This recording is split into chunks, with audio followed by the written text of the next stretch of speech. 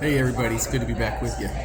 This is actually the closing day of the convention. I want to give you a little bit of a recap of how people felt and what was going on at the convention. I mean, it's pretty amazing. Emotions were running high. I saw people crying. I saw people shaking their fists. I saw people ecstatically happy. But what I saw that really left an impression was the unity of the party. My God, man. Washington State Republican Party could definitely take a page from this. So could the Island County Republican Party, and probably every other Republican Party in the state of Washington. I mean, gee whiz, there's no way that Trump wasn't going to be the nominee, and every single delegate voted for Trump. There wasn't another person there, but the chance of them nominating from the floor was there. And that was a big worry going in, at least from the Washington delegates, right? So here's this unity, this amazing unity. That's number one. Number two, the emotion. People really cared. People wanted to hear. It was amazing to me. Yesterday was probably one of the more emotional times for me as a military vet. When the families of the men and women who got killed during the withdrawal of Afghanistan got up and spoke. I mean, gosh, I'm telling you right now, I looked around and people were crying. And then they'd say something about the bravery and people would cheer. And then they'd talk about how their hearts are broken and people would cry again. It was just this huge emotional roller coaster.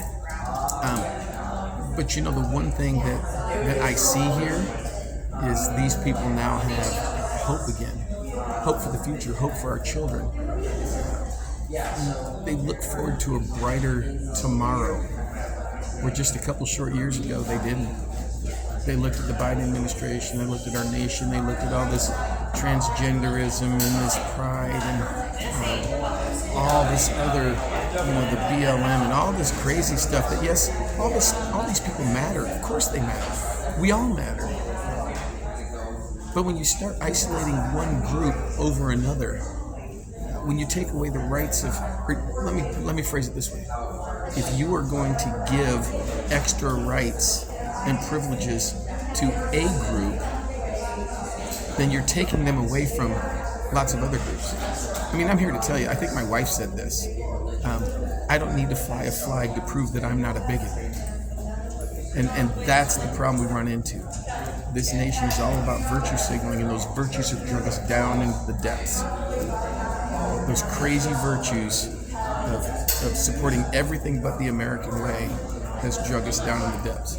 And the American belief in the Constitution and in all the things that our founding fathers found this nation on, those are the things that made the nation great. So as we delete those and get rid of those, the nation descends further down into chaos, for lack of a better term. So one thing that we've seen here at the convention is an amazing spark of hope. The lights in the city on the hill are shining again, and we're heading for those lights, and we're going to get up there and we're going to be part of it. So as far as J.D. Vance is concerned, man, I was skeptical. I've always liked J.D. Vance, even when he was a person that didn't necessarily like Trump so much. I've always liked J.D. Vance. However, I love the guy now.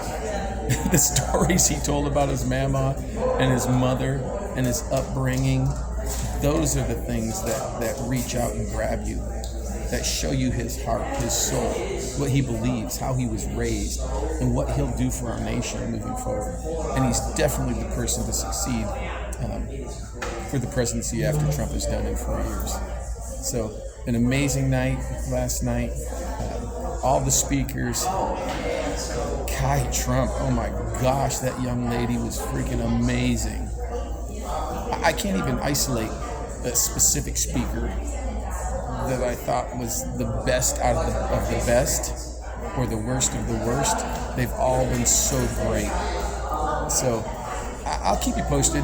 We'll get back together after the thing's over tonight, depending on how I feel. Because tonight's the last night. I might go spend some time with the young Republicans, and those guys And they got a little bit more resiliency than I do at this point in time.